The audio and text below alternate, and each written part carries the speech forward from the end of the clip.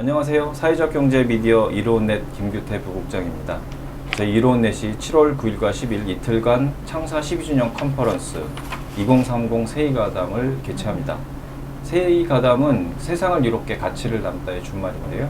이번에는 가보지 않은 길, 다시 협동이라는 주제로 컨퍼런스를 진행합니다. 이번 컨퍼런스의 특별 세션으로서 아이쿱 생협과 함께하는 코로나19를 어떻게 이겼나 이 코너를 마련했습니다. 여기에 중요한 말씀을 듣기 위해서 세 분의 패널을 모셨는데요. 첫 번째 이제 오기복 상무님부터 본인 소개와 기관 소개 해주시고 코너를 시작하도록 하겠습니다. 네, 안녕하십니까. 아이쿱 생협연합회에서 상무 역할을 맡고 있는 오기복입니다. 한국사회적경제 씨앗재단 사회공헌 플랫폼으로서 이번 위기를 어떻게 함께 잘 극복해 나가는지 함께 이야기하기 위해서 나왔습니다. 반갑습니다. 안녕하세요. 저 사회적 기업 공감만세 고도한 대표이사라고 합니다. 저희는 2009년에 창업한 공정여행을 하는 사회적 기업이고요. 공정여행은 대부분 들어보셨겠지만 우리가 여행 가면 그 지역에 도움이 되고 그 지역 사람들의 지속가능한 삶에 보탬이 된다고 생각을 하는데 실제로 그렇지 않아서 지역 사람들을 고용하고 지역 경제에 이바지할 수 있는 관광산업 구조를 짜서 진행하는 것들을 공정여행이라고 하고 그 일을 11년째 하고 있습니다. 아시다시피 최근에 코로나19가 터져갖고 관광업계 전반이 어려운 상태고 저희도 마찬가지인데요. 근데 관광만 어려운 건 아니니까요. 어떻게든 이 시기를 잘 버텨갖고 앞으로 새로운 시대가 도래할 텐데 그 시대에 적응할 수 있는 조직이 되게끔 노력하고 있습니다. 이상입니다. 감사합니다.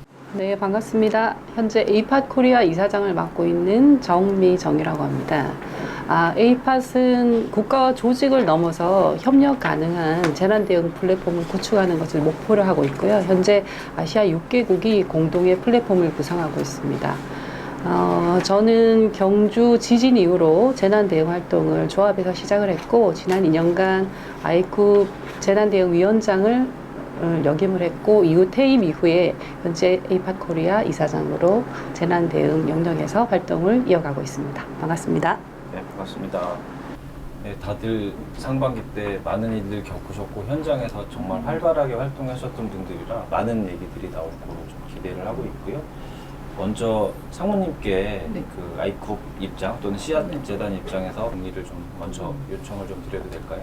코로나19가 아마 그 사회 전체 아니면 전 지구적인 문제가 되고 있잖아요. 그래서 사실은 아이쿱 생협으로 보면 전국에 이제 100개 조합이 있어요.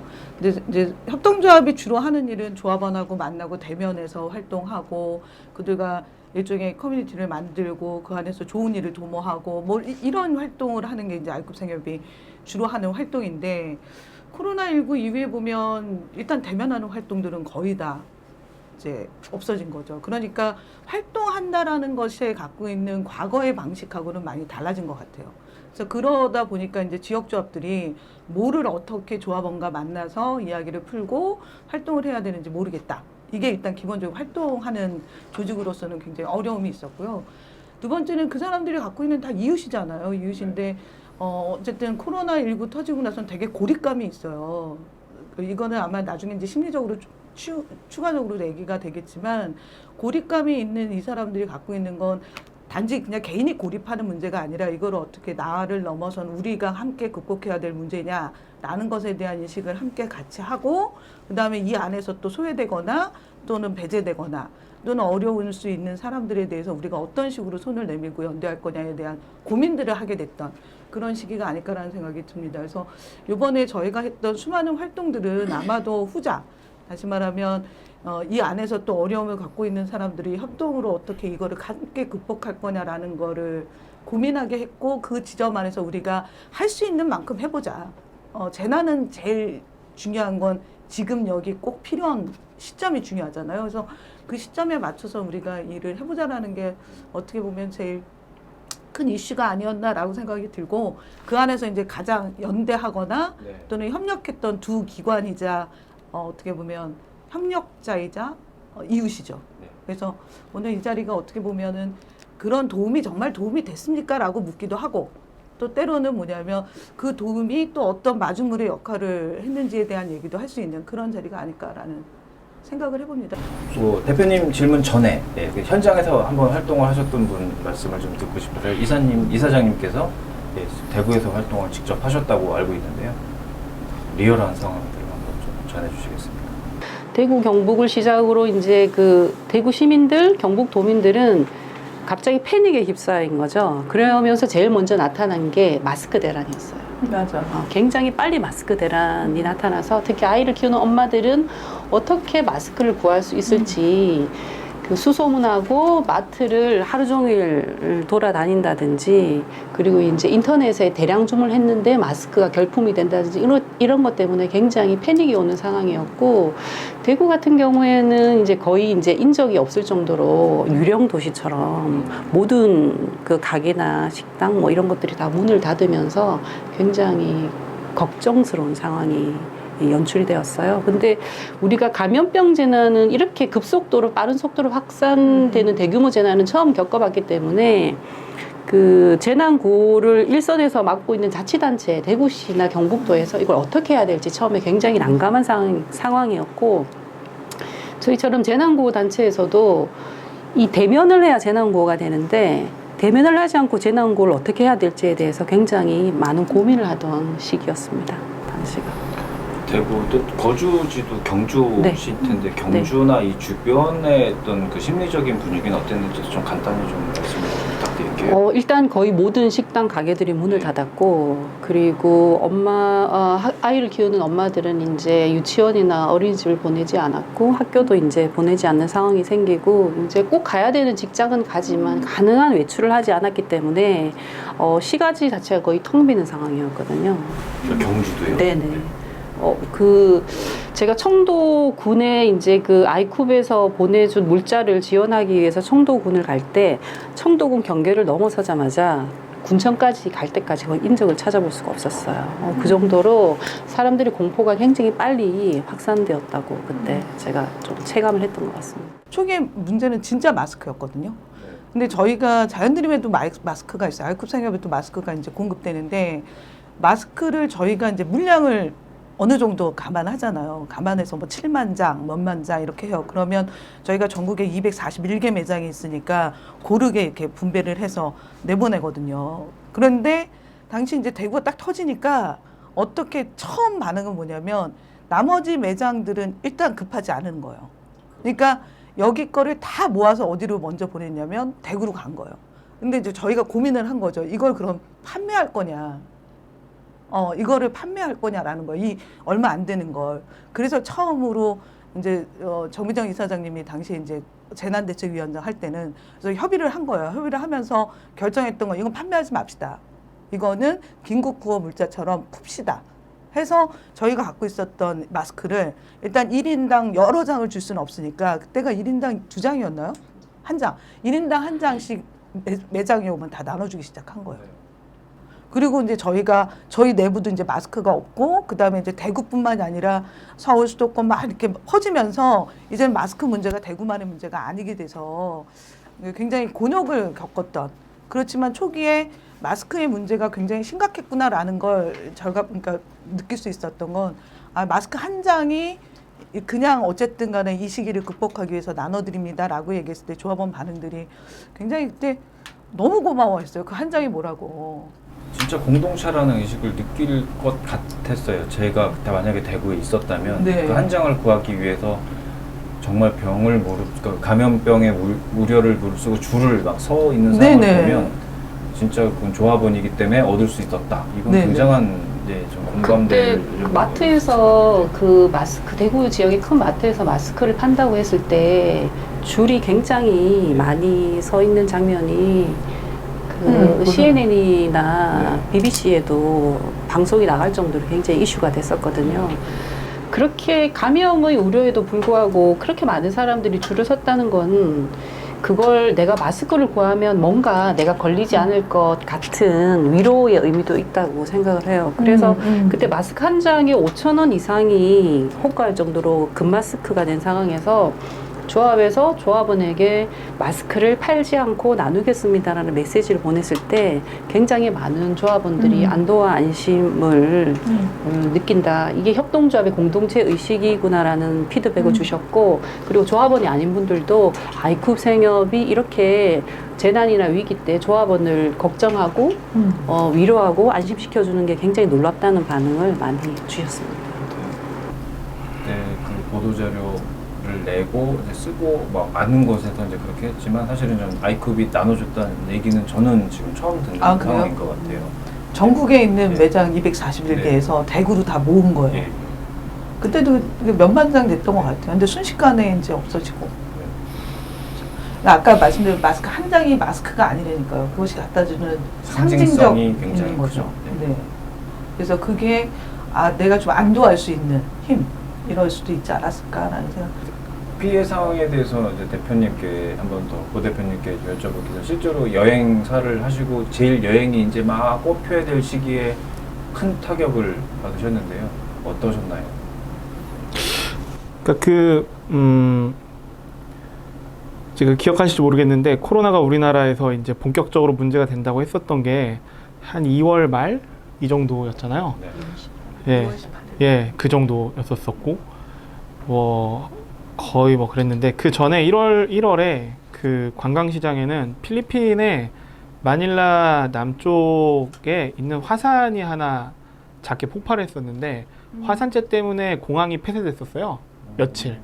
근데 그때 관광시장이 대란이 있었어요. 그러니까 그 필리핀 시장이 큰 시장인데 다 이제 여행도 취소되고 이러면서 그때 이제 관광시장에 그런 타격들이 좀 있었었고 저희는 그 이후에 뭐 예를 들면 유료 여행 상품 한 명도 진행을 못한 건데 뭐 대부분 여행사들이 비슷비슷한 상황일 거고요. 그렇게 보면은 비슷비슷할 건데 항공사도 마찬가지일 거고 그런데 뭐 그런 게 있어요. 이게 뭐 패턴이거든요. 그러니까 뭐 감염병이 반복되는 것도 있지만 우리나라는 사회적 재난 같은 것도 컸었잖아요.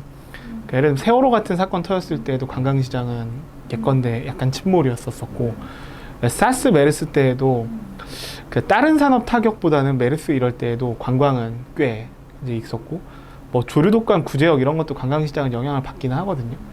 근데 이제 제가 이게 길어지는 현상을 보니까 이게 우리가 봤을 때에는 무슨 이제 여행사나 항공산업만 문제가 있을 것 같은데 우리나라가 이제 1년에 해외에 나가는 사람이 3천만 명 정도 육박하고 해외에서 한국으로 들어오는 사람이 연간 한 2,200만, 300만 이렇거든요. 이 사람이 갑자기 안 들어오는 거면은 여기에 기인해서 살고 있는 막대한 소상공인들이 있을 거잖아요. 네.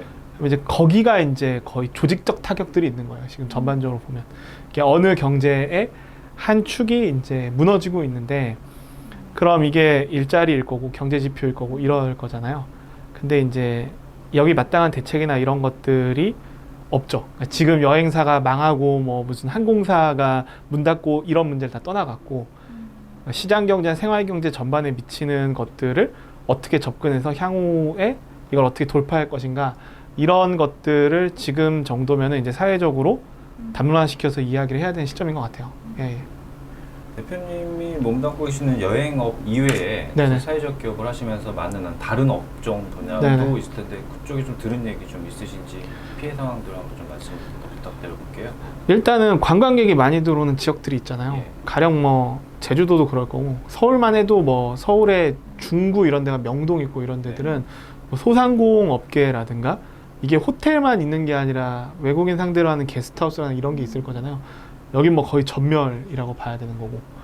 그러니까 이렇게 이제 이게 이 관광으로 실제로 우리가 밖으로 아웃바운드만 많이 나간다고 생각했었던 건데 관광으로 먹고 사는 사람들이 여행사 관광사 말고도 굉장히 많이 있는 거잖아요. 소상공 업계도 있고 전문 프리랜서도 관광 업종이 많거든요. 예. 우리나라 보면은 이제 관광업에 종사하고 있는 사람이라고 해서 사대보험 집계해보면 한 22만 명밖에 안 나오지만 실제로 관광업으로 있는 프리랜서들이 막대하게 많이 있는데 거긴 뭐 영상 찍는 사람도 있을 거고 안내하는 안내사도 있을 거고 예. 전문가들도 있을 거고 있을 텐데 여기 뭐 대부분 다 개점 휴업인 상태인 거죠. 그러니까 이렇게 보면은 관광에서 파생되는 업종들이 굉장히 많이 있는 것 같아요.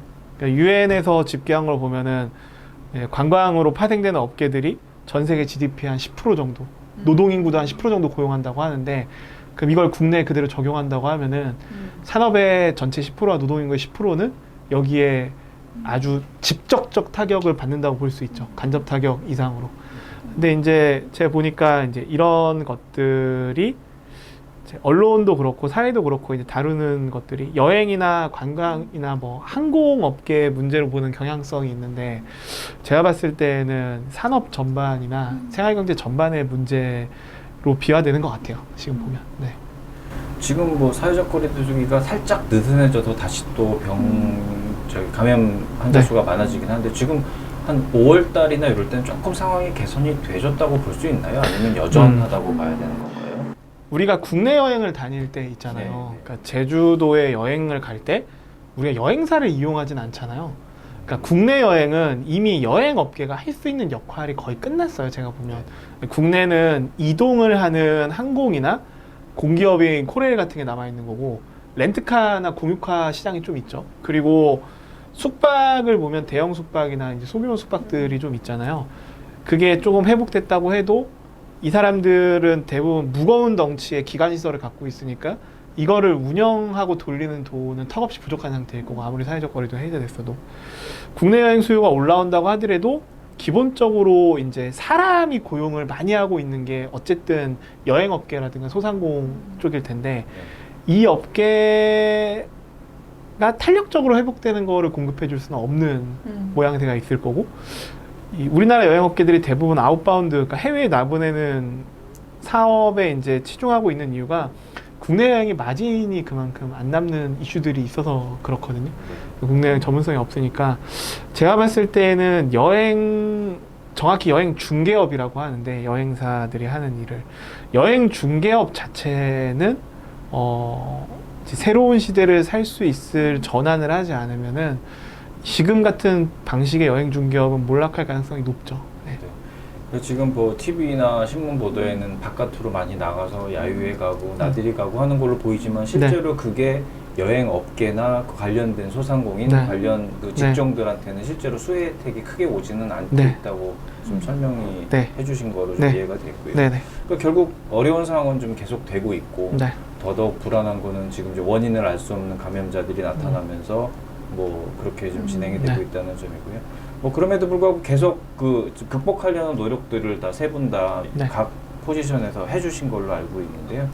씨앗재단 이제 네. 보도자료도 보고 홈페이지 활약상도 보니까 많은 활동을 하셨는데요.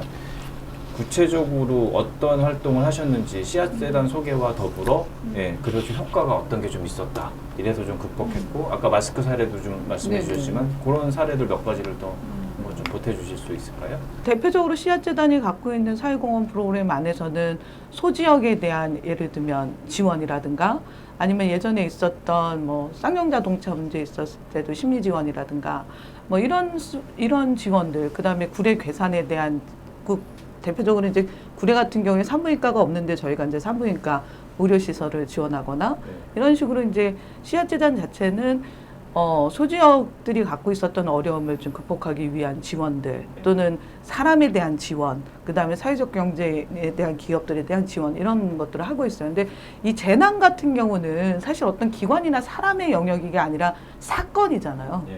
근데 이 사건을 어떻게 씨앗재단이 지원할 거냐의 문제였어요. 그래서 사건을 지원하는 방식에 있어서 가장 기본은 일단은 사람과 사람을 연결시키는 방법이 되게 중요한 거예요. 그 중에 하나가 뭐냐면 모금이죠. 그러니까 사람들은 뭐냐면 어려운 상황이 있으면, 특히 이웃이 어떻게 어려워 이러면 아무리 내가 어려워도 기꺼이 뭔가를 하려고 하는 준비들은 돼 있어요. 그리고 그 준비들은 이미 돼 있는 사람도 있지만 굉장히 많은 경험과 훈련의 과정이 있었던 거죠. 거슬러 올라가면 뭐 경주 오셨으니까, 경주하고 포항에서 지진 났을 2017년 당시 저희가 처음 경험해 봤더니 5.4였나요? 5.8 지진 났을 때 굉장히 놀랐던 거예요. 이때 우리 조합원들의 훈련은 뭐냐면, 기꺼이 이들을 위해서 내가 기부를 하든 아니면 달려가서 돕든 이런 걸 해보겠다라는 것들을 모으는 거예요.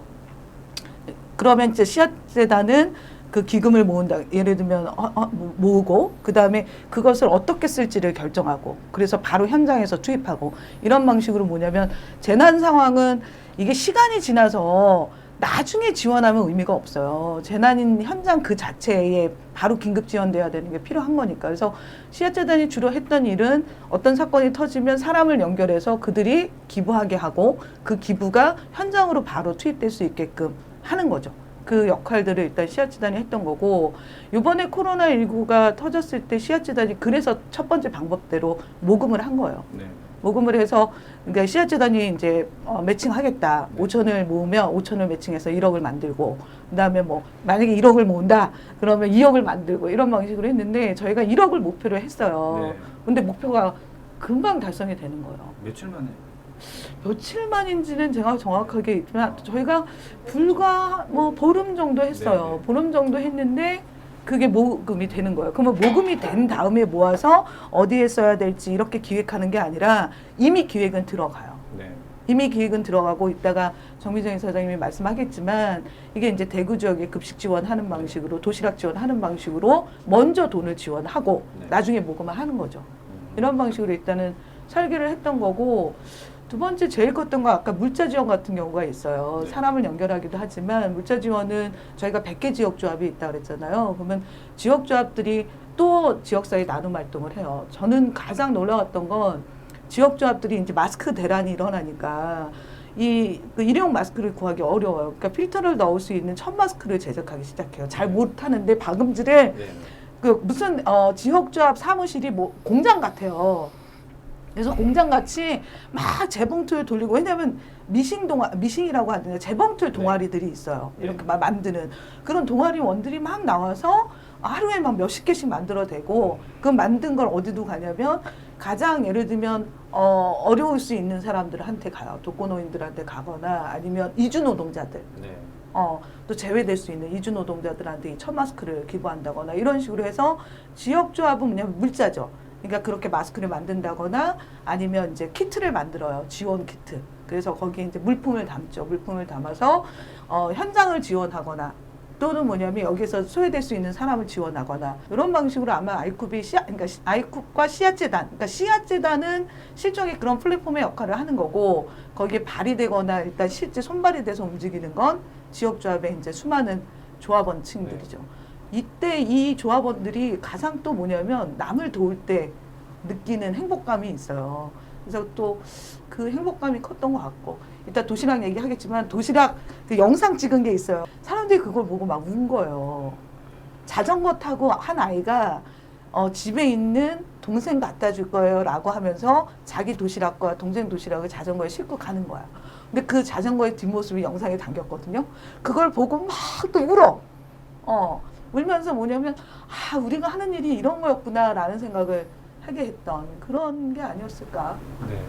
굉장히 빠르게 기획하시고 기금도 모으시고 네. 일본 또 선집행하시고 기금 와서 나중에 이게 또 2010 해주고 네. 17년 훈련이에요. 2017년 포항 지진 때 네. 그때 17년 잊어버리지도 않는 11월 15일 네. 2017년 11월 15일 날 지진이 나고 그날 바로 TF가 구성되고 3일 안에 물자들을 만들어서 키트를 만들고 5,700명 정도한테 그걸 지원을 해요. 근데 그건 돈이 있어서 한 게 아니라니까요. 네. 그냥 일단은 해. 네. 하고 사람들한테 우리 이걸 하고 있습니다 하고 오픈하는 순간 저희가 그때 3천만 원 정도 들었거든요. 네. 근데 하고 있습니다 하는 순간 3천만 원이 모이더라고요. 오래된 신뢰 시스템이 작동을 네. 했다는 말씀이시네요. 네, 그리고 나서 재난대책위원회가 만들어진 거예요. 우리한테 이런 걸 준비할 수 있는 게 필요하다. 네. 어. 그래서 사실 이번에 코로나19에 이제 뭐 주류 언론에서 나오진 않지만 결국은 보이지 않는 연대와 협동, 우리가 네. 그 사회적 DNA에 그런 게 있지 않냐. 네. 라고 이제 그걸 좀 끄집어내고 싶은 게 이제 저희의 욕심이기도 하고요. 그거를 더 강조하고 싶은 건데 딱 그 말씀 네, 해주셔서 있어요. 네. DNA가 있다니까요, 네. 우리 안에. 그 DNA를 활동하신 이 네. 사장님께 대구에서 도시락 얘기부터 또 네, 네. 연결해서 쭉 한번 좀 짚어주셨습니다. 도시락의 감동은 이루 네. 말을 할 수가 없어요. 그래서 여기서 눈물 포인트를 실제로 대구에서 활동하시면서 어떠셨어요? 그 그러니까 대형 재난의 경우 유사한 상황이 발생하는데 네. 자치단체가 1차로 구호 수요를 파악을 하죠. 그런데 대구에서 감염병 환자가 너무 급속도로 생기다 보니 대구시가 감염자를 확인하고 발견하고 이분들을 격리하고 치료하고 의료 붕괴를 막는 업무에 모든 행정력을 집중을 했어요. 네. 네. 그렇다 보니 이제 2차, 3차로 코로나로 인해 격리되고 어려움을 겪는 분야에 대한 지원이 전혀 작동하지 않는 상황이 온 거예요. 예를 들면 이제 그 장애인 단체 같은 경우 이제 장애인 시설이 다 문을 닫잖아요. 그렇죠. 그럼 장애인들이 집에서 다 격리 생활을 해야 되는데 이분들에 대한 지원이 끊긴다는 점.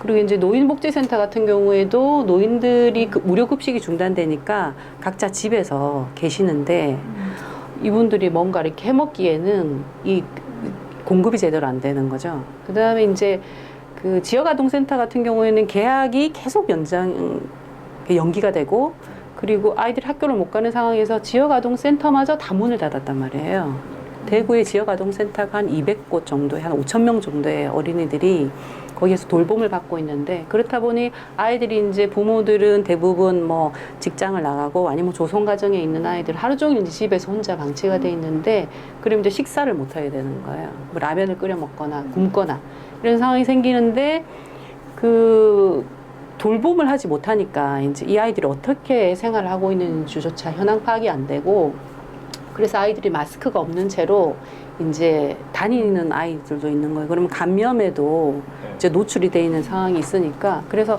이런 문제들이 있다는 게 여러 번 이슈가 됐지만 대구시가 너무 행정 가부화가 걸리다 보니 제대로 대응을 못 하는 거예요. 그래서 이제 그 일단 급식카드 하루 5,000원을 쓸 수 있는 급식카드를 제공을 했는데 사 먹을 데가 없는 거예요. 식당이 열어야 네. 사 먹을 수 있는 거잖아요. 식당이 다 문을 닫아서 이거를 쓸 수가 없는 거예요.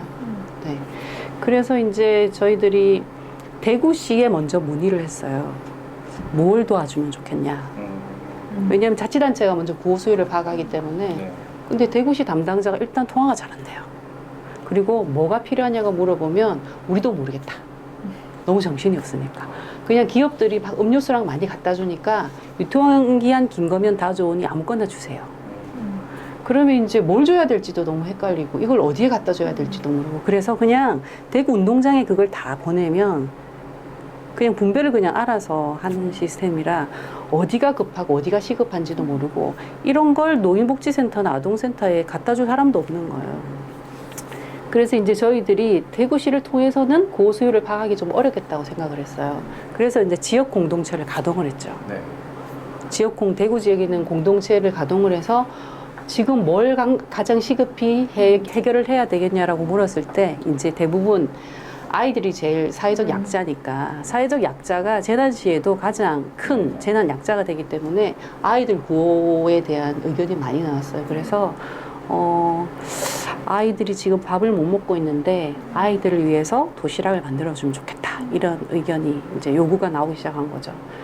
그때 이제 제일 고민됐던 거는 그럼 돈을 어디서 확보할 거냐. 네. 두 번째는 이게 대면이 불가능하잖아요. 네. 코로나 일반적인 그 대형 재난 같은 경우에는 가서 지원을 하면 되는데 도시락을 밖에서 만들어서 가지고 가는 것도 어려움이 있고 그걸 직접 만나서 나눠주는 것도 어려움이 있고 또 싣고 가면 물류비가 들기 때문에 단가를 맞추기가 어려운 거예요. 그래서 이제 이 어려움들을 하나씩 이제 해결을 해야 되겠다라고 생각한 게 이제 돈은 아이쿱에 요청을 했죠. 준비되셨던 네네, 기금이 돈을 좀 거기서 주세요. 반영이 되신 거고. 그래서 아니, 준비 안 됐었어요. 준비되기 전에 미리 네네네. 하셨고 나중에 또 네. 채워지시고 하는. 그래서 지금 수성구 지역을 시작으로 아이들에게 하루 한 끼 도시락을 주고 싶은데 네. 좀 해달라고 했을 때 아이쿱에서 하루 만에 결정을 해주셨어요. 그래서 2,500만 원을 바로 주기로 하셨어요. 그래서 그 확언을 듣고 바로 이제 현장에서 이제 어디에 어느 아동센터에 몇 명에게 줘야 될지 조사를 시작한 거죠.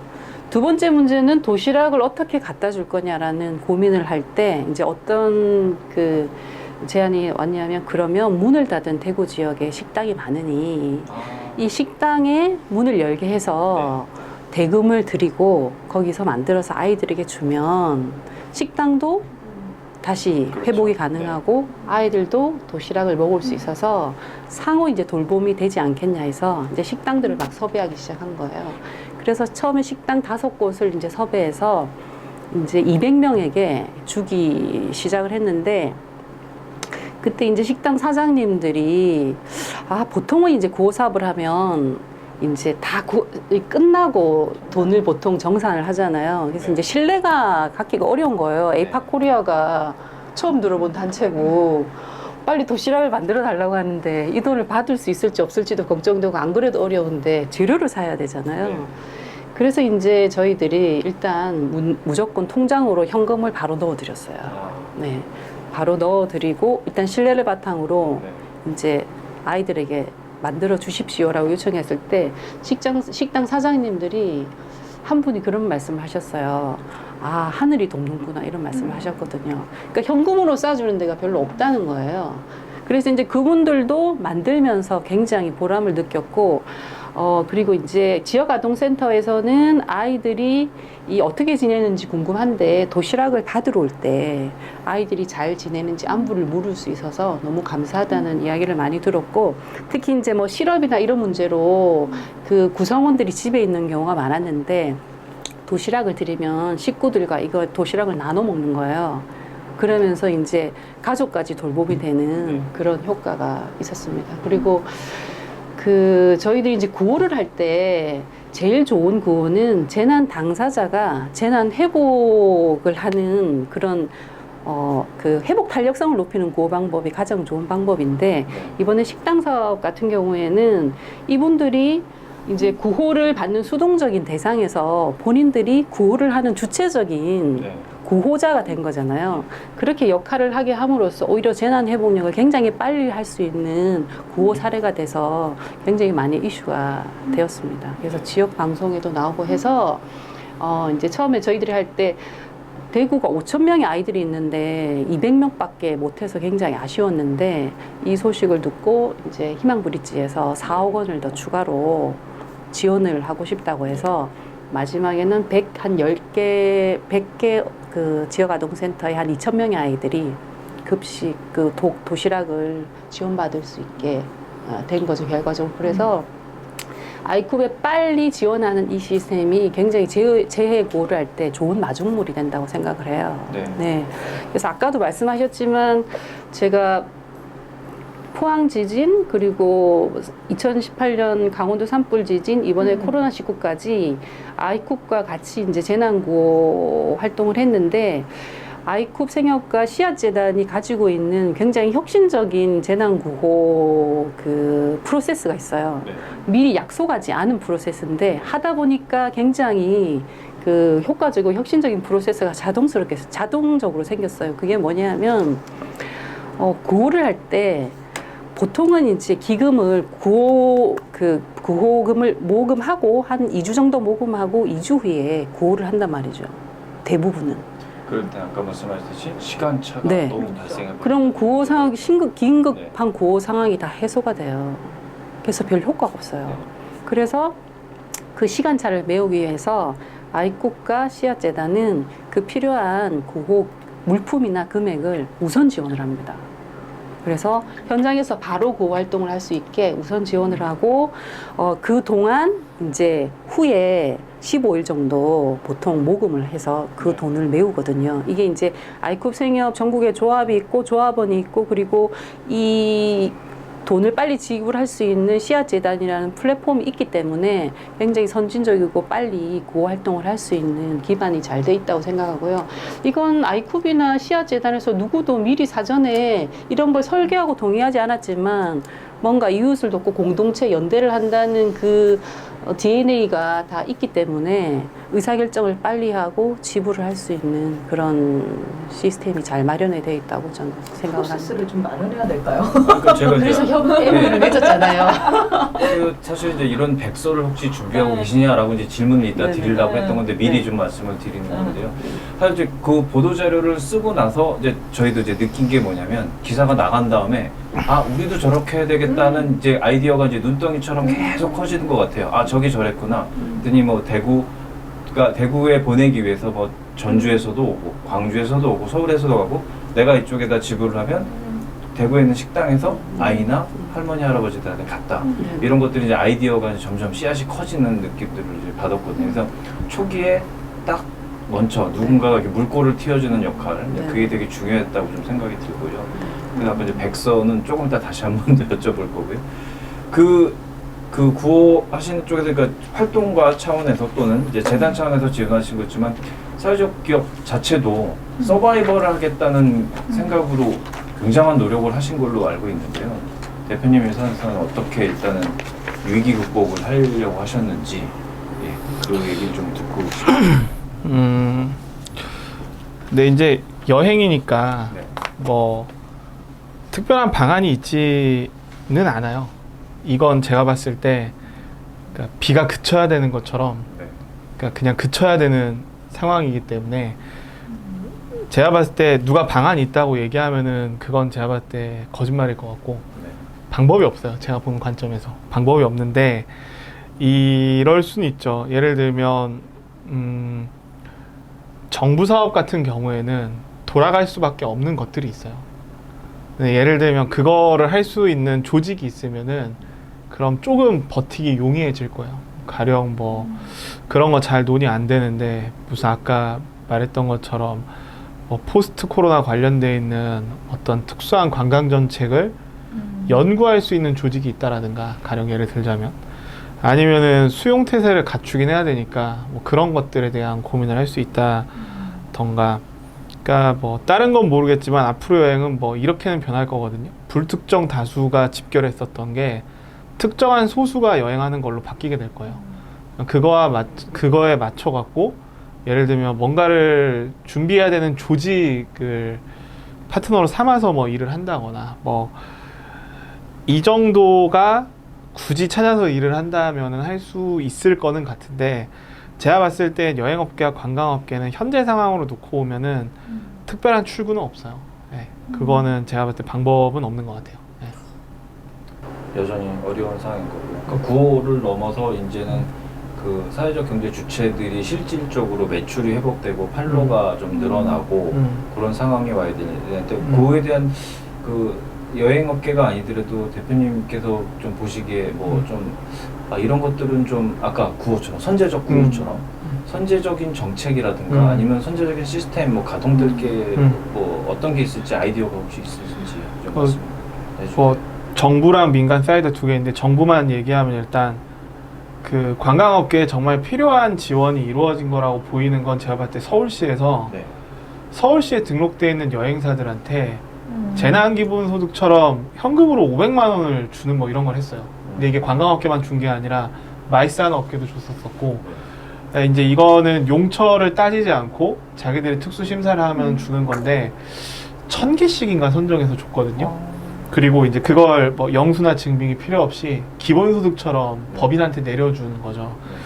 그러니까 제가 봤을 때 지원하려면 이렇게 지원을 했었어야 됐어요. 근데 정부 지원이 지금 어떻게 돼 있냐면은 여행사가 휴업하고 휴직하면은 일부 인건비 지원을 주고 그 다음에 대출을 해주는데 대출 정책이 이런 문제가 있거든요. 예를 들면 우리가 평상시에 이렇게 열심히 일을 하고 있는 조직이면 보통은 대출 임계치에 차서 대출을 받으면서 조직을 운영하는 게 정상이거든요. 그걸로 R&D도 하고 있을 거고 부동산 확보를 했을 수도 있고. 근데 정부가 이번에 대출 지원해 주는 거는 기존의 한도까지 끌어다 쓴 한도를 중심으로 대출을 지원해 줘요. 그럼 기존에 정상적으로 운영되고 있었던 조직은 대출 신청을 해도 대출이 안 나와요. 한도가 늘어나지 않으니 그렇죠. 기존에 있던 그렇죠. 한도 내에서만 쓰라는 그렇죠. 얘기였겠네요. 그렇죠. 그리고 한도 측정을 할 때 예를 들면 대출을 기존에 받았던 게 R&D를 했다라든가 네. 이게 건강한 대출인지 비건강한 대출인지를 대출 심사를 분리해서 받던가 아니면 이랬어야 되는데 정부 지표에는 이 정부 자금을 대출해 준 거에 대한 것들을 분리해서 볼 수 있는 지표가 없어요, 현재. 그러니까 실제로 평소 때 열심히 했었던 데일수록 다 그런 건 아니지만 대출을 더 못 받을 가능성이 높은 경향성이 있는 거예요, 이렇게 보면.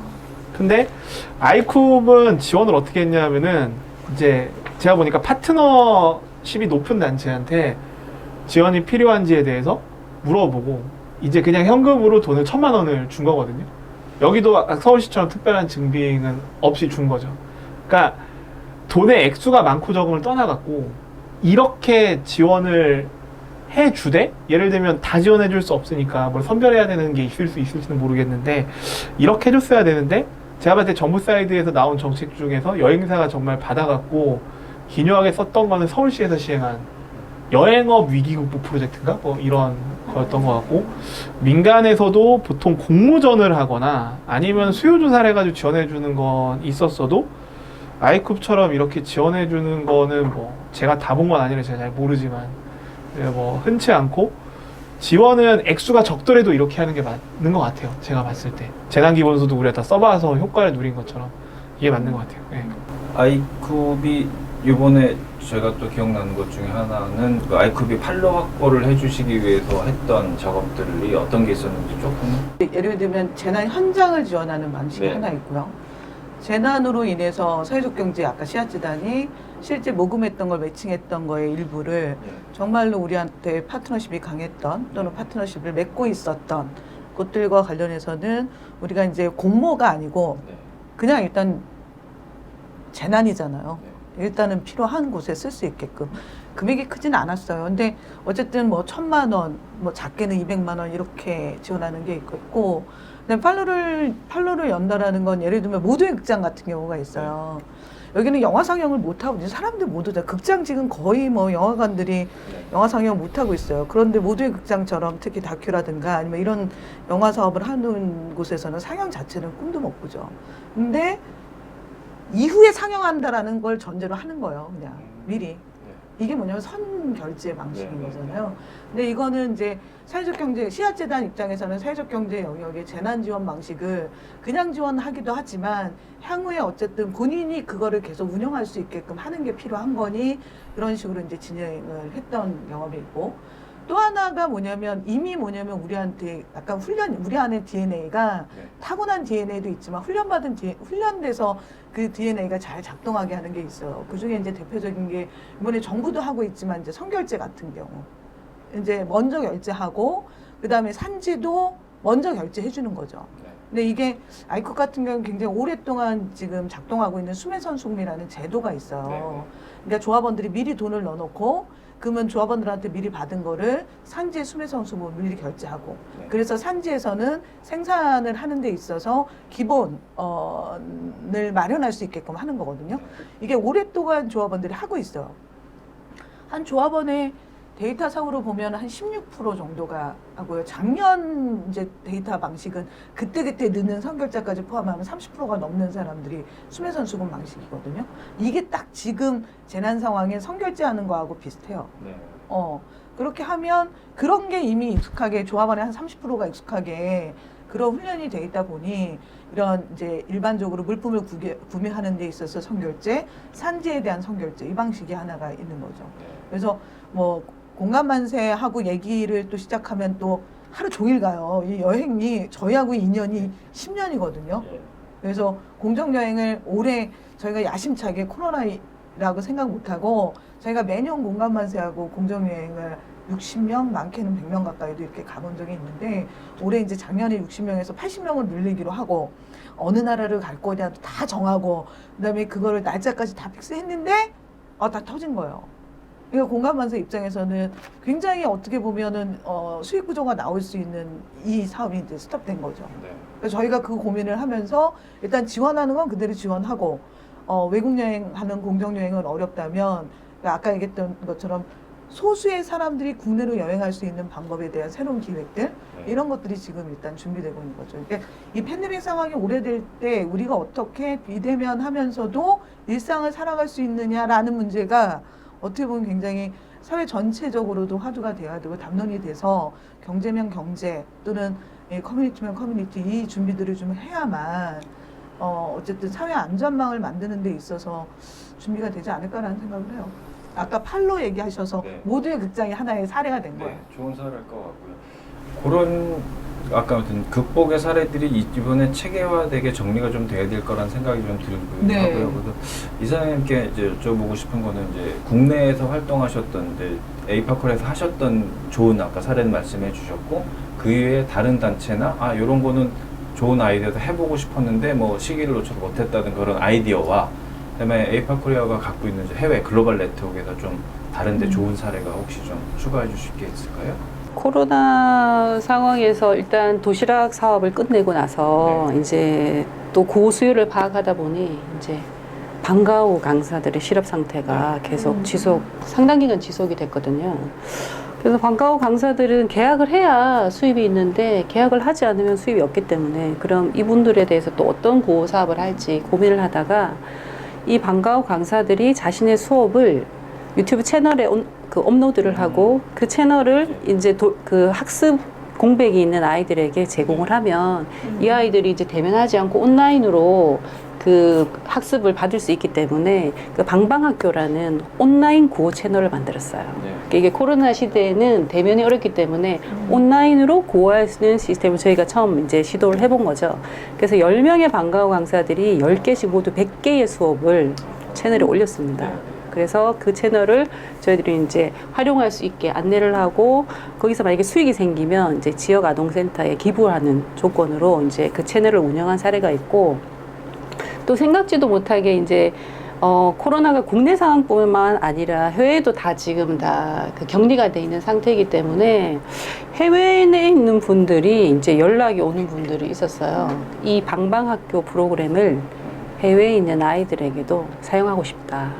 그 이제 그 번역만 하면 할 수 있으니까 그래서 저희들은 방방학교를 하면서 이게 코로나 상황, 감염병 상황에서 온라인 구호를 국내뿐만 아니라 해외까지 할 수 있는 좋은 사례로서의 가능성을 일단 발견한 사례가 있고요. 두 번째로는 이제 아까 자치단체를 통해서 구호 수요를 파악하기 어려웠다고 제가 그랬잖아요. 그래서 지역 공동체를 물어물어 이제 구호 수요를 파악했는데 그때 저희들이 이제 그 찾다가 이제 같이 협업한 게 뭐냐면 이기자 코로나.com 프로젝트라는 게 있었어요. 네. 이기자 코로나.com 프로젝트는 온라인 오프라인 통합 구호 시스템인데 6개 단체가 6개 공동체가 이 온라인으로 플랫폼을 갑자기 만든 거예요. 그래서 그 위존 협동조합이라고 대전에 있는 장애인들이 그 온라인 그 사업을 하는 협동조합이 이제 사이트를 개설하고 그리고 뭐 디모스라든지 한국 뭐 마을 뭐 지원센터라든지 이런 6개 단체와 대구시민센터가 같이 협업을 해서 대구시민센터는 대구에 있는 구호 수요를 파악해서 올리면 이제 다른 단체들이 전국에 지원자를 연결해 주는 거예요. 그래서 예를 들어서 대구 지역에 있는 노숙인 쉼터에서 마스크 100장이 필요하다고 그 사이트에 올리면 전국에 이제 지원을 하고 싶은 사람들이 그 구호 수요를 정확하게 파악할 수 있잖아요. 그러면 뭐 대전에 있는 어떤 단체에서 우리가 마스크 100개를 주겠습니다라고 이 사이트에 올려요. 로드를 하면 바로 매칭을 시켜주는 거죠. 그러면 자치단체를 통하지 않고 공동체들이 서로 하나의 통합 플랫폼을 가지고 구호 수요와 그리고 지원을 온라인을 통해서 매칭할 수 있는 프로젝트를 한번 시험해 봤는데 이게 굉장히 도움이 많이 됐던 것 같습니다.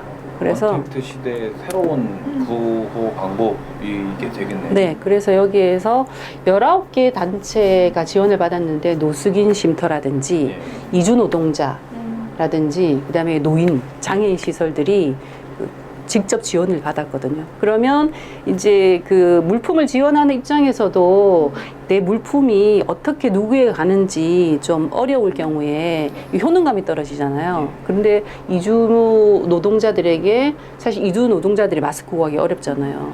그 국내에서도 줄 서서 사는데 이제 피부색이 다르고 이러다 보면 사실 조금 줄 서는 게 좀 힘들어서 좀 많이 힘들어 하셨거든요. 그런 이주 노동자들에게 바로 마스크를 지원할 수 있으니까 지원하는 사람들도 굉장히 효능감이 높아서 에이팟 코리아에서는 이 사이트를 좀 당분간 유지해 달라고 했어요. 그래서 그거를 유지하는 상태에서 만약에 또 다른 재난이 생기면 또 프로젝트 그 지역에 온라인으로 프로젝트를 열어서 구호 수요를 파악하고 지원하는 사람들을 바로 연결할 수 있게끔 그런 프로젝트를 경험했는데 앞으로 대형 재난 시에는 굉장히 활발한 구호 시스템이 되지 않을까 하는 생각을 합니다. 그 되게 효능감 얘기하잖아요. 그 지금 에이파 코리아하고 연결됐던 것 중에 하나가 강원도 산불이었거든요. 네. 네, 효능감 얘기하니까 하는 건데, 그러니까 사실은 재난 수요를 조사하고 실제 지원할 때는 필요에 따라 필요로 하는 걸 하잖아요. 근데 저희는 산불 나면은 가장 먼저 필요한 게 뭘까 이렇게 생각을 하거든요. 그러면 사람들이 아까 코로나도 터지면 사람들이 많이 보내는 게 라면 보내고요, 물 보내고요, 막 이게 대부분 많아요. 근데 정작 현장에 가보면, 그래서 에이파 코리아가 또 강원도 사건 현장도 갔어요. 가서 현장에서 사람들한테 정말 뭐가 필요합니까? 라고 물었을 때 그분들이 첫 번째 얘기한 건 불이 나니까 일단 아무것도 못 챙기고 그냥 튀어나온 거예요. 맨발로 나오고 잠옷바람에 나오고 막 그냥 그렇게 나올 수밖에 없는 거죠. 그러고 나서 왜 막 마을에 가니든 학교에다 다 이제 있잖아요. 그러면 라면 뭐 물 같은 경우에는 충분한데 결정적으로 그냥 입을 옷, 신발, 속옷 이런 게 없는 거예요. 그래서 에이파 코리아하고 그때도 지금 생각나는 것 중에 하나는 효능감이라는 게 그런 것 같아요. 정말로 필요했냐라는 거예요, 그게. 그래서 신발을 문수를 다 재서 신발을 다 산 거예요. 저는 아까 신발을 다 사서 당신한테 맞는 사이즈에 맞게 필요로 한 사람들한테 신발을 다 나눠준 거죠. 그래서 처음에 저희가 아이쿠비 했는데도 불구하고 상표는 만약에 박스가 이마트잖아요. 그러면 이마트에서 후원했는지 아는, 이런데 사람들한테 효능감은 굉장히 높았던 구호 방식이었던 것 같아요. 그게 에이파 코리아가 실제 재난구호의 수요를 조사하고 예를 들면 지원하는 방식에 있어서 한국 사회에서는 뭐 시작한 지 얼마 안 된 거죠. 안 됐지만 이미 국제적으로 활동했던 경험들을 갖고 있어서, 그러니까 긴급 지원이라는 것이 어떤 방식으로 이루어져야 되는지에 대한 체계, 이런 것들이 좀 잘 갖춰져 있구나라는 생각이 들어서 그 이후에 저희하고 이제 저희가 원래 그런 걸 계획하고 하지는 못했는데 이런 경험들을 강원도 산불 이후에 이렇게 하다 보니 자, 이런 관계들을 우리가 지속적으로 하기 위해서 우리는 필요로 한 것들을 상호 협력합시다라는 협약서를 체결하고 그 협약 관계를 유지하면서 협약서를 체결하자마자 터진 게 이제 코로나였던 거예요. 그래서 그 협약에 따라서 저희가 긴급 지원을 먼저 하게 됐던. 그래서 효능감 얘기하니까 문득 신발이 생각이 났습니다. 네, 운동화가. 그 신발은 그 강원도 산불 그 현장에 있어서 굉장히 회자되는 품목 중에 하나인데, 사실 보통 뭐 물, 라면, 그리고 이제 이재민들이 정확하게 자기 사이즈나 욕구에 맞는 물품을 제때 지원받기가 어려워요. 그런데 이제 그때 대부분 신발이 있었으면 좋겠다라고 이야기하셔서 이제 에이파 코리아 그 활동가들이 380명 정도의 발치수를 다 쟀어요. 다 재서 그 강원도 쪽에는 이제 신발이 모자라서 서울까지 가서 사서 이제 각자 사이즈에 맞는 신발을 다 드렸죠. 근데 그걸 너무 좋아하시는 이유가 뭐냐면, 내가 이렇게 어려울 때 내 사이즈에 맞는 꼭 필요한 걸 누가 가져다 주는구나 라는 그 안도감이 굉장히 컸던 것 같고, 그래서 그 이후로 신발 지원에 대한 그런 그 이슈가 많이 회자가 됐는데, 사실 재난구 현장에서 이렇게 신발을 개별 사이즈에 맞춰서 지원하는 케이스는 없거든요. 하나, 둘, 셋, 넷, 다섯, 여섯, 일곱, 여덟, 아홉, 스물하나.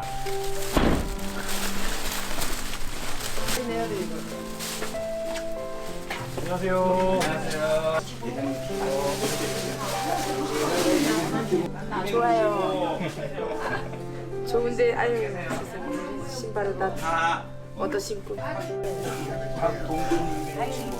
265. 박정현 괜찮으세요? 아주 좋아. 265? 나 이거 내거 아니야? 괜찮는데. 오케이. 천천히 하세요. 네, 편하게. 괜찮아요? 할머니 괜찮으세요? 괜찮아요. 할머니 어떠세요? 괜찮는데. 좋네, 좋아. 여기. 엄마. 이렇게 이쁜 신발을 해다 줘서 너무 잘 신고 예. 다 몸에 지원해서 이렇게 줬으니 얼마나 고맙고. 늘 이 말을 해야지. 이렇게 줘서 신었다고. 우리가 살면 얼마나 살겠어. 이 다치는 것도 못 벗고 줄 것 같아. 나이가 벌써 아유, 왜 그런 말씀하세요? 있어서. 그래서 서른 만만 들어가고. 서른 만만 들어간다고. 이렇게 마치면 고맙습니다. 모두 이렇게 여러 어르신들이 이렇게 보조해줘서 고맙습니다.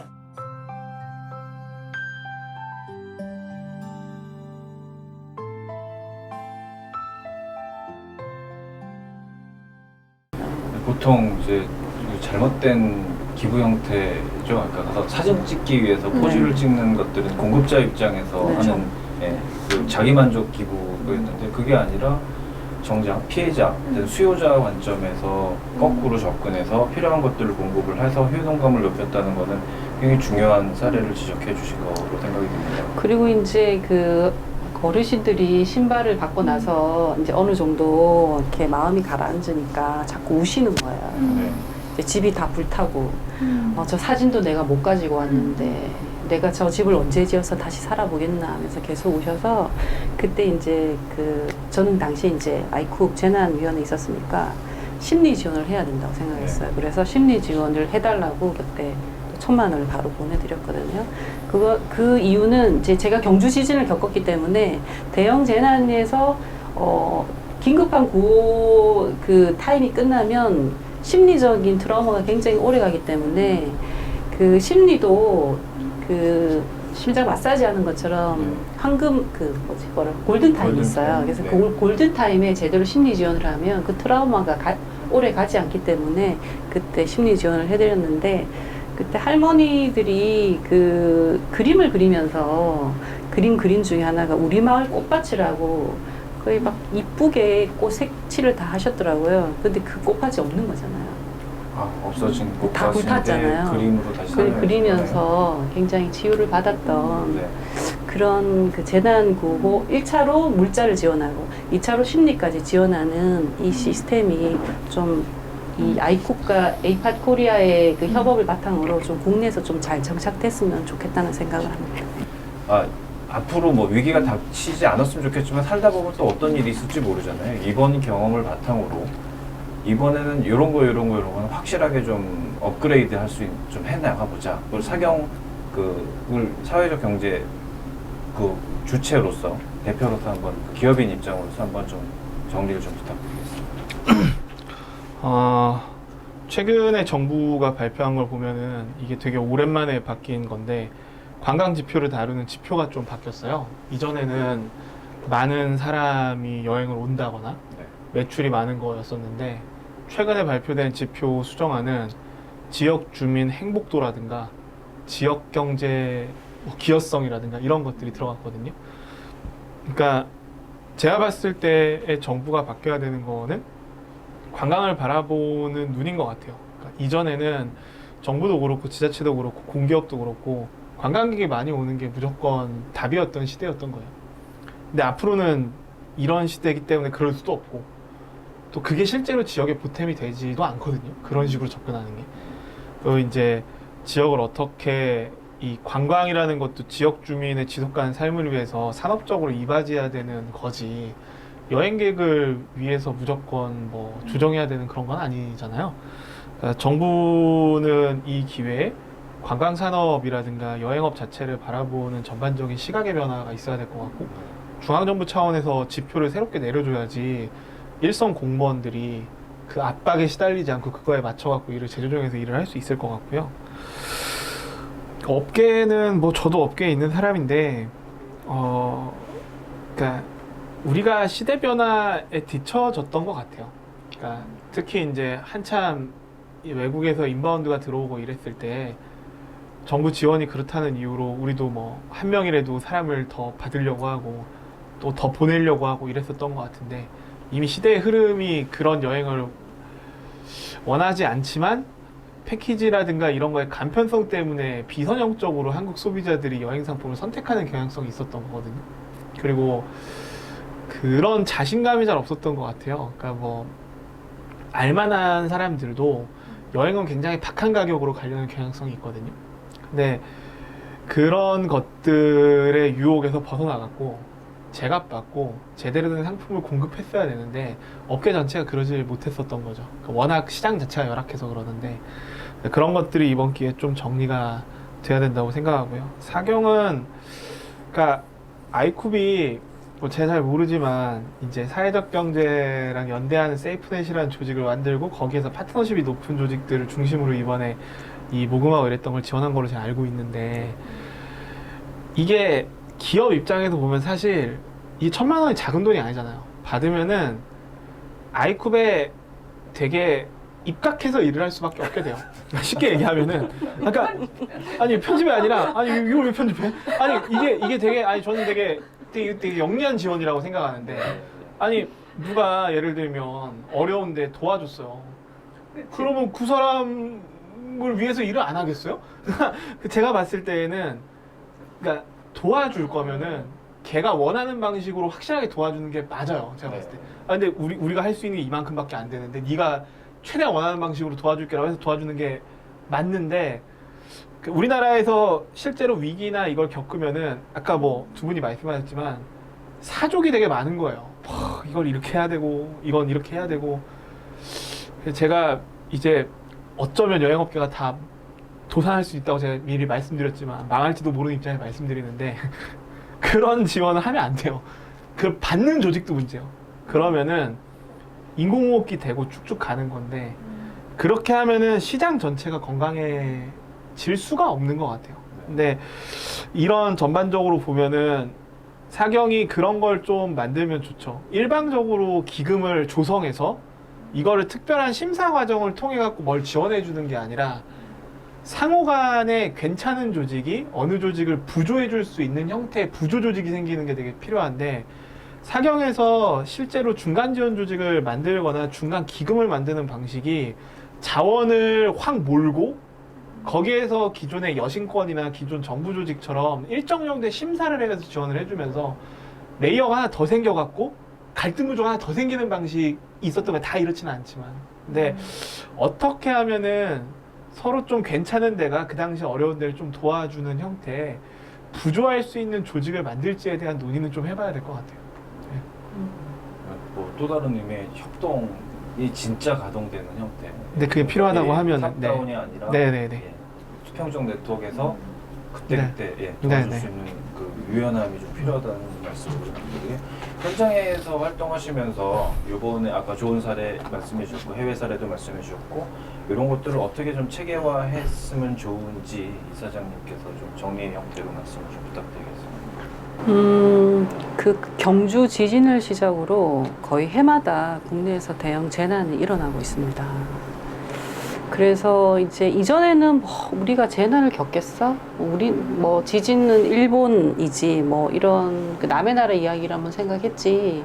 그래서 지금 경주 지진 이후에 해마다 재난이 일어나고 있지만 이 재난을 대응할 수 있는 그런 거버넌스, 리스크 거버넌스에 대한 고민이 아직 많이 부족하다고 생각합니다. 기업 그리고 시민 그리고 정부도 움직여야 되지만 재난에 있어서는 재난 전문가들이 평소에 준비를 하고 재난이 왔을 때 같이 협업할 수 있는 구조를 짜야 되는데 그게 사실 지금 되지 않고 있거든요. 구마모토 지진이 났을 때 그 대피한 사람의 수가 30만 명이라고 해요. 그런데 구마모토시 정부가 그 구호를 할 수 있다고 상정한 인원이 10만이었어요.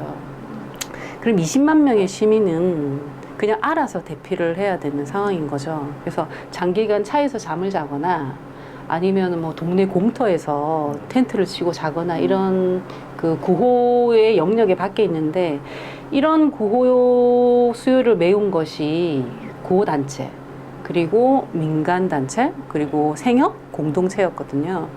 그렇다면 구마모토 지진의 사례를 봤을 때 우리도 대형 재난에 대비해서는 리스크 거버넌스가 이제는 준비가 되어야 된다고 생각을 하고 그런 측면에서 재난구호 전문단체가 이 거버넌스를 하기 위한 그 구조가 너무 빈약합니다. 정부가 예를 들어서 구호 아니면 지자체 기업에서 구호를 해달라고 요청을 할 때 그 운영비를 책정하지 않습니다. 예를 들어서 배를 띄운다고 할 때 물건만 실어주지 연료나 인건비를 주지 않아요. 그러면 이 연료나 인건비가 없는 재난구호단체는 후원자 모집에서 그 비용을 댈 수밖에 없는데, 공감만세는 코로나 때문에 타격을 입었지만 재난보호단체는 항상 어려워요. 네. 재난이 항상 일어나는 게 아니잖아요. 재난 때만 반짝 관심을 갖고 일상에서는 전부 재난이 일어나지 않기를 바라기 때문에 정부나 시민 모두가 무관심합니다. 네. 그래서 이게 뭐 앞으로는 정부나 그 기업 그리고 사회적 경제 차원에서 재난구의 거버넌스를 좀 탄탄하게 하기 위해서 재난 전문 단체에 대한 그런 상시적인 지원, 재정적인 후원 이런 것들이 꼭 필요하다고 생각을 하고, 그렇게 해야 만약에 대형 재난이 일어났을 때 이 공동체로 조직하고 플랫폼을 만들어서 굉장히 적극적이고 그리고 이후보다 성장할 수 있는 그런 탄력성을 높일 수 있는 그 시스템이 만들어진다고 생각합니다. 리스크 거버넌스 새로운 지적을 좀 해주셨고요. 마지막으로 오상무님 좀 총정리 차원에서 뭐 여기서 아이크 입장도 조금 대변해주고 재단 입장도 대변해주시고 또 이제 이쪽에서 오랫동안 서포트를 해준 그 경험 전문가 입장으로서 한번 총정리 부탁 좀 드리겠습니다. 근데 협동조합이 협동이라는 키워드를 빼고 나면 사실은 협동조합의 존재에 있어서 어떤 가치를 평가받을 수 있을까라는 거예요. 그러면 생협이 가장 할 수 있는 일들은 협동의 힘으로 실질적으로 위기면 위기를 극복하고 네. 또 좋을 때는 함께 또 좋을 수 있어야 되는 이런 것들이 내부에서 잘 작동하기도 하고 문화로도 정착되기도 하고 그렇게 하게끔 하기 위해서 굉장히 어떻게 보면 푸시다 해야 되는 거라고 생각을 합니다. 근데 제가 이제 코로나 보면서 그런 생각했어요. 이게 외부로 지원했던 건 이거였어요. 근데 왜 이런 문제가 왜 이런 변종 바이러스나 이런 문제들이 계속 생기지? 메르스도 그렇고 사스도 그렇고 계속 이런 문제들은 계속 될 수밖에 없는데, 그럼 우리는 매번 이런 문제가 터질 때마다 마스크를 쓰고 사회적 격리하고 거리를 두고 이런 것들이 훈련돼야 된다고 하지만 이거를 원초적으로 막을 수 있는 방법은 없을까? 라는 문제였어요. 그래서 저희가 이제 사실은 아이쿱이 조금 바뀐 게 뭐냐면 저희의 정체성이 이제 치유와 힐링으로 가겠다 이렇게 이제 선언을 했잖아요. 그러고 나서 저희가 우선 만약에 가장 중요한 건 이런 바이러스 때 건강할 수 있는 사람들은 이겨낼 수 있는 힘이 있어요. 근데 이번에도 90% 이상의 기저질환자들한테 이게 굉장히 심각한 문제가 됐고 죽음조차도 존엄하게 죽을 수 없는 상황을 만들고 있는 거예요. 사회적 비용은 또 훨씬 더 많이 들고. 그러면 중요한 건 이것이 계속 나올 수밖에 없는 환경이라면 이걸 극복할 수 있는 내부의 힘을 어떻게 키울 수 있을까? 이게 면역이었거든요. 네. 그래서 아마 코로나19 이후에 어디에도 나오는 마케팅 요소로 쓰는 것 중에 하나가 면역이었어요. 근데 저희가 그 면역을 마케팅 요소로만 쓰는 게 아니라 실제 면역력을 어떻게 키워내는가라는 문제였던 거죠. 이게 사람의 면역력도 있을 거고 조직의 면역력도 있을 거고, 그런 측면에서 본다면 저는 우리 이제 한국 사회에 있는 많은 시민들이 건강해야만 이걸 이길 수 있는 힘이 생기는 거예요. 그래서 건강해야만 이걸 이길 수 있고, 그래야만 뭐냐면 내가 나눌 수 있는 힘도 나올 수 있다는 거예요. 그래서 저희가 내부적으로 먼저 했던 일이 있어요. 외부에 지원하는 것보다 먼저 했던 거. 그게 뭐냐면 저희가 치유와 힐링으로 나가면서 뭐냐면 사람들이 면역력이 깨지는 이유가 뭘까? 잘못된 식습관이구나. 그래서 이들이 제대로 된 식생활, 다시 말하면 미량 영양소가 풍부한 식품들을 충분히 섭취할 수 있도록 해야만 움직일 때 훨씬 에너지원이 잘 작동하겠구나라고 해서 저희가 가장 일선에서 일하는 그룹이 있어요. 그게 뭐냐면 코로나 때 제일 힘들었던 그룹이거든요. 매장에 있는 점장들, 그 다음에 물류 직원들. 예. 너무 힘든 거예요. 그때 저희는 매출이 올라서 좋지만 상대적으로 현장은 굉장히 힘들었던 거예요. 그래서 이들이 먼저 우선 면역력을 키울 수 있도록 뭐 2주, 한 달 동안 저희가 지금 개발하고 있는 채소들, 약보다 채소라는 게 있어요. 이게 무슨 마케팅은 아니니까. 근데 약보다 채소 같은 경우를 먼저 일단은 다 지원을 한 거예요. 일단은 내 몸을 키워라. 당신 일선에서 그렇게 힘든 일을 하려면 건강해야 이 일을 이길 수 있다. 그래서 무상으로 다 지원한 거예요. 물류 직원, 그 다음에 점장들. 그래서 그게 우선이었어요. 저희는 내부의 식구들을 먼저 봐야 되니까. 그 다음 단계가 이제 외부에 눈을 돌리고 그 다음에 우리가 할 수 있는 일을 한 거거든요.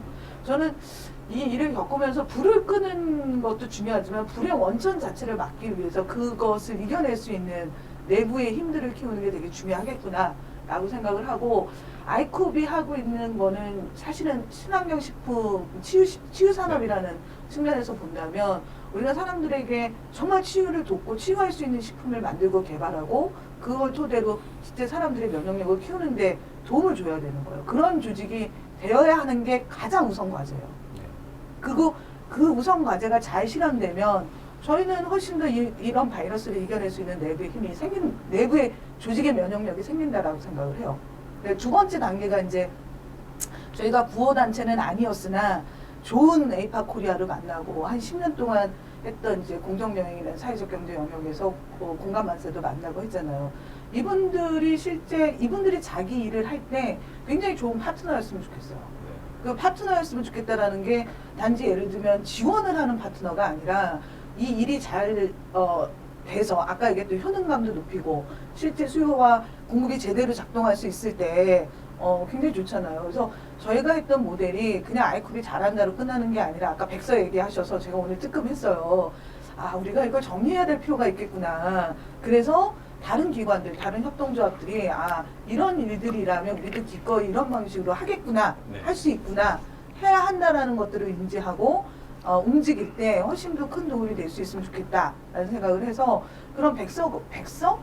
어떻게 하는 것이 좋은 정말 재난 구호일까? 그 안에 협동조합은 어떻게 같이 연대와 협동으로 이 일을 만들 건가라는 거에 우리가 지난 몇 년 동안 했던 이 과정들을 좀 잘 정리해서 네. 사회적으로 오픈했을 때 다른 기관들도 훨씬 더 도움을 받지 않을까라는 생각을 해보게 돼요. 네. 그래서 그랬을 때 아마 에이팍 코리아도 아까 얘기했던 그냥 예를 들면 긴급 지원은 돼요. 100% 우리가 2,500만 원 처음에 줬을 때 거기에 운영비가 없었어요. 그걸 나중에 알았어요. 왜냐면 도시락을 지원하는데 우린 2,500만 원이 다 도시락이었어요. 근데 그 2,500만 원어치의 도시락을 운영할 수 있는 사람이 필요한 거잖아요. 그건 에이팍 코리아가 알아서 해야 될 문제였던 거죠. 근데 그렇게 하면 안 되는 거잖아요. 그래서 그럴 수 있는 방안들을 함께 이제 올려놓고 얘기를 해야 될 것 같아요. 그래서 어떤 식으로 하는 것이 서로 단체도 살 수 있는 길일까라는 것에 대한 고민을 좀 하는 시기가 된 건 아닐까라는 생각을 합니다. 그래서 앞부분에 얘기한 건 약간 내부에 대한 얘기를 하고 싶었어. 우리가 정말로 자꾸 이렇게 긴급구호 단체 같은 거야. 아니다. 우리는 정말로 식품으로 치유할 수 있는 걸 실현하는 조직이 되는 것이 사회 공익에 일조하는 거고 올바름을 실현하는 조직인데 본의 아니게 이런 일들이 이제 사회적으로 자꾸 이제 부각되다 보니 그런 것 같다는 생각이 들었어요. 일단 아이쿱 자체가 협동조합이니 조합원들의 건강을 챙기고 그분들을 통해서 또 외부랑 네트워킹이 돼서 더 큰 조합 간에 또 네트워킹이 돼서 연합이 되고 협동이 되고 그게 전체적으로 큰 효과를 발휘했다고 그걸 이렇게 정리해 주셨다고 생각이 들고요. 그 백서 얘기는 뭐 저희도 계속 고민인데 기사를 한두 개 보도자료 들어올 때 처음에 감동 같게 쓰는데 들어오는데 유사한 게 들어오고 똑같은 게 들어오지. 그러면 이제 다음에 뭐 기사 입장에서 봤을 때는 두 번째, 세 번째 들어오면 사실은 별로 이렇게 임팩트가 없잖아요. 근데 이걸 자꾸 모으다 보니까 야 이거 다 한번 모아봅시다. 대구로 간 거, 어디 누가 지원한 거. 그래서 저희가 이제 엑셀로 좀 정리하다가 조금 요즘엔 저희 행사 때문에 조금 멈춰 있는데 저희만 할 게 아니라 뭐 이 전체 다 같이 공유 문서 같은데 한 것들을 한번 다 모아보고 그거를 정리를 잘해서 뭐 빅데이터 시대니 데이터 전문가들이 조금만 도와주시면 굉장히 효과적인 백서 아닌 백서가 나오지 않을까 그런 생각이 좀 들어서 아까 중간에 말씀해 주신 거 보고 언뜻 저도 이제 아이디어가 떠올랐거든요. 저희 하다 말고 다시 해야 되겠다 그 생각도 좀 들었던 거고요. 네, 그런 거 하면 좋을 것 같아요. 네, 그거는 이제 별도로 한 번 더 얘기를 해보시죠. 오늘 아주 1시간 벌써 반이 넘었는데 아주 한 20-30분 정도밖에 안 된 것처럼 후다다닥 시간이 지나갔습니다. 네. 너무 하신 말씀들이 많으신데 참고선 줄여주시느라고 되게 고생 많이 하신 것 같고요. 뭐 이게 7월 9일 날 본격적으로 방송이 또 나갈 테니까 그때 조합원님들 보시고 어떤 댓글이 붙을지 한번 또 기대해 보면서 오늘 촬영은 이걸로 마무리를 하도록 하겠습니다. 네. 고맙습니다.